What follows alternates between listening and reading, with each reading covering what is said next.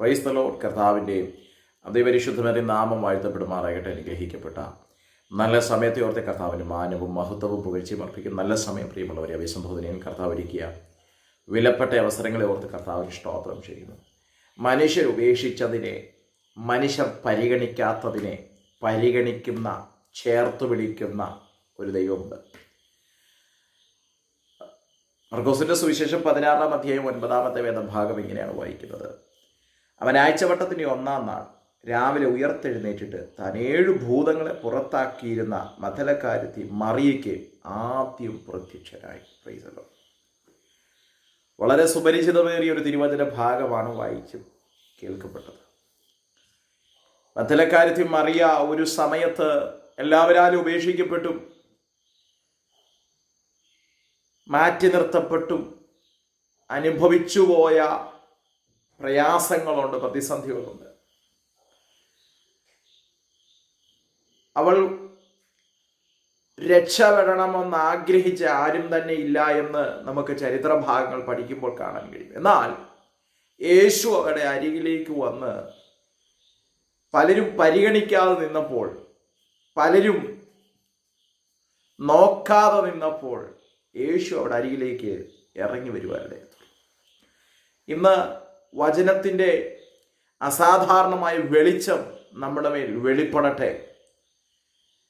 പരിഗണിക്കപ്പെടാതെ കിടക്കുന്ന, ഒരു പരിഗണന പോലും തരാതെ ഉപേക്ഷിക്കപ്പെട്ടതുപോലെ മാറ്റി നിർത്തപ്പെട്ടിരിക്കുന്ന ചില അവസ്ഥകളിൽ നിന്ന് ചേർത്തു പിടിക്കാൻ, പരിഗണിക്കാൻ സർവശക്തനായ ദൈവത്തിൻ്റെ കരം നമ്മുടെ മേൽ ചലിക്കും. ദൈവത്തിന് സ്തോത്രം. ഇവിടെ ആഴ്ചവട്ടത്തിൻ്റെ 1-ാം നാൾ മഥലക്കാരത്തി മറിയയ്ക്ക് യേശു പ്രത്യക്ഷപ്പെടുകയാണ്. എന്നാൽ അവളുടെ പൂർവ്വ ചരിത്രത്തെ, ഇന്നലകളെ പരിശോധിച്ചാൽ, മാനുഷികമായി പറഞ്ഞാൽ ആരും പരിഗണിക്കാത്ത ഒരു വ്യക്തിയാണ്. അവൾ ഭൂതബാധിതയായി പിച്ചും പേയും പറഞ്ഞ് അതും ഇതും പറഞ്ഞ് നടക്കുന്ന ഒരു വ്യക്തിയാണെന്ന് മാനുഷികമായി എന്ത് ചെയ്യാൻ പറ്റും? സംസാരിക്കാൻ പറ്റും. എന്നാൽ മനുഷ്യന്റെ പോയിന്റ് ഓഫ് വ്യൂവിൽ നിന്ന് മാറി ദൈവത്തിൻ്റെ കണ്ണിലൂടെ, ക്രിസ്തുവിൻ്റെ കണ്ണിലൂടെ അവളെ നോക്കിയപ്പോൾ മനുഷ്യന്റെ പരിഗണനയ്ക്കപ്പുറമായി ദൈവത്തിൻ്റെ പരിഗണന അവിടെ മേൽ വെളിപ്പെട്ടു വരുന്നു. ദൈവത്തിന് സ്തോത്രം. അതേ പ്രിയമുള്ളവരെ, മനുഷ്യർ പല വിധത്തിലാണ്, പല വിധത്തിൽ നമ്മെ ശ്രദ്ധിക്കും, പല വിധത്തിൽ നമ്മെ വിലയിരുത്തും, പല വിധത്തിൽ നമ്മെ കാണും. മനുഷ്യന്റെ വിലയിരുത്തലുകൾക്കും അപ്പുറമായി, മനുഷ്യന്റെ ചിന്തകൾക്കും അപ്പുറമായി നമ്മെ പരിഗണിക്കുന്ന, കൂടെ നിർത്തുന്ന സർവശക്തനായൊരു ദൈവമുണ്ട്. മർക്കോസിന്റെ സുവിശേഷം 5-ാം അധ്യായം പഠിക്കുമ്പോഴും മറ്റൊരു ഭാഗം നമുക്കവിടെ കാണാൻ, ഗദരദേശത്തെ ഭൂതഗ്രസ്തനായൊരു ചെറുപ്പക്കാരൻ യേശുവും ശിഷ്യന്മാരും കടലിനക്കരെ സഞ്ചരിച്ച് ഗദരദേശത്തേക്ക് എത്തുകയാണ്. ഗദരദേശത്തേക്ക് ശിഷ്യന്മാർക്ക് അറിയത്തില്ല യേശു പോകുന്നത്. എന്നാൽ യേശു പടകിൽ കയറുമ്പോൾ തന്നെ ഗദരദേശത്ത് എത്തുന്നതിൻ്റെ ഇന്റൻഷൻ, ഉദ്ദേശം യേശുവിന് അറിയാം. Praise the Lord. എന്ന് ഒരു ആത്മീക ദൂത് ഞാൻ ആ ഭാഗത്തു നിന്നുകൊണ്ട് പറയാൻ ആഗ്രഹിക്കുന്നു. നാം അറിയാത്ത ചിലത്, നമ്മളുടെ ചിന്തകളിൽ ഇല്ലാത്ത ചിലത് ദൈവത്തിൻ്റെ അറിവിലും ദൈവത്തിൻ്റെ സ്തോത്രം ദൈവം നമ്മുടെ അടുക്കൽ വരുന്നതിനകത്തും ഉണ്ട് എന്നുള്ളത് ഇന്ന് ഈ സമയത്ത് മനസ്സിലാക്കണം. ഗദരദേശത്തെ ഭൂതഗ്രസ്തന്റെ അടുക്കലേക്ക് യേശു ചെല്ലുമ്പോൾ അലറിയോടി യേശുവിൻ്റെ അരികിലേക്ക് വരികയാണ്. എനിക്കും നിനക്കും തമ്മിൽ എന്തേ എന്ന്.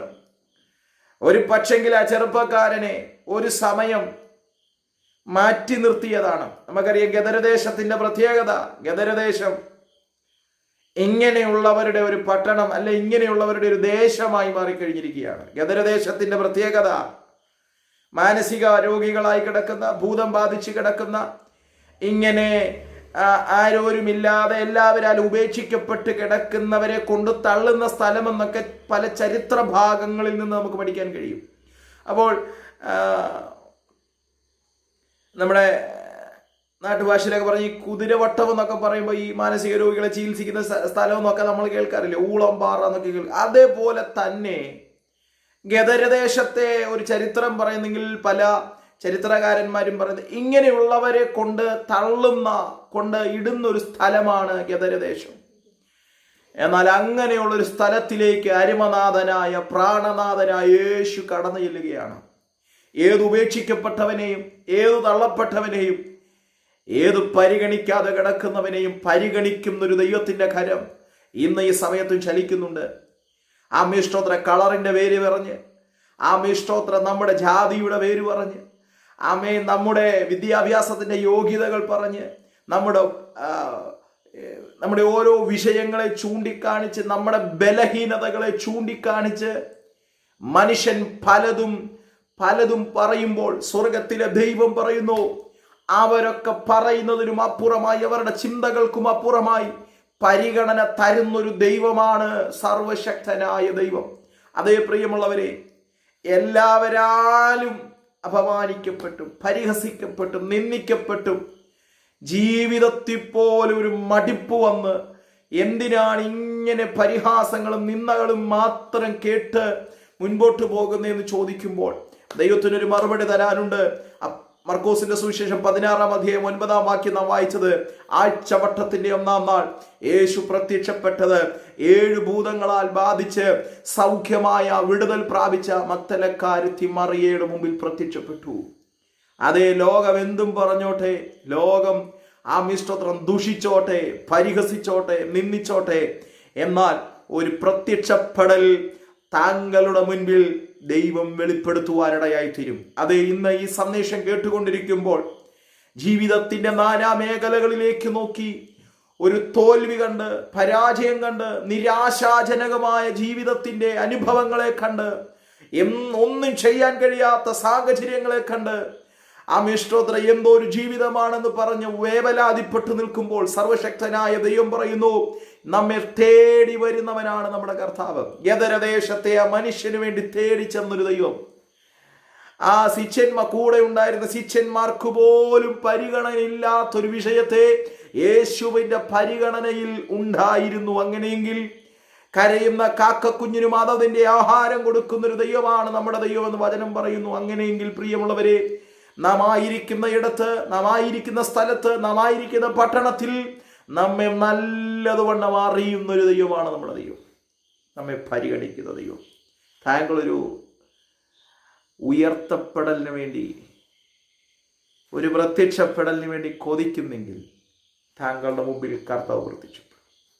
താങ്കളുടെ അരികിൽ ദൈവത്തിൻ്റെ ആത്മാവെങ്കിൽ മനുഷ്യരെന്തും പറഞ്ഞോട്ടെ, മനുഷ്യരെന്തും വിധി എഴുതിക്കോട്ടെ, നമ്മുടെ അരികിലേക്ക് ഇറങ്ങി വരുന്നൊരു കർത്താവ്, നമ്മുടെ അരികിൽ ഇറങ്ങി വന്ന് നമ്മെ തലോടുന്നൊരു സ്നേഹം, ആ ദൈവസ്നേഹത്തിന് മുമ്പാകെ നമ്മെ തന്നെ സമർപ്പിക്കാം.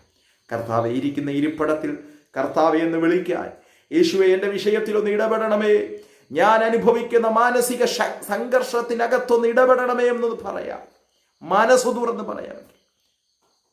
താങ്കളുടെ വിഷയത്തിൽ കർത്താവിൻ്റെ കാര്യം ചോദിക്കും. വളരെ പ്രാർത്ഥനയോടെ ദൈവസനെ താഴ്ത്തി ഏൽപ്പിച്ചുകൊണ്ട് നമുക്ക് മുൻപോട്ട് പോകാം. കർത്താവ് വചനങ്ങളാൽ നമ്മെ ഇവരെയും അനുഗ്രഹിക്കുമാറാകട്ടെ. God bless you. Thank you.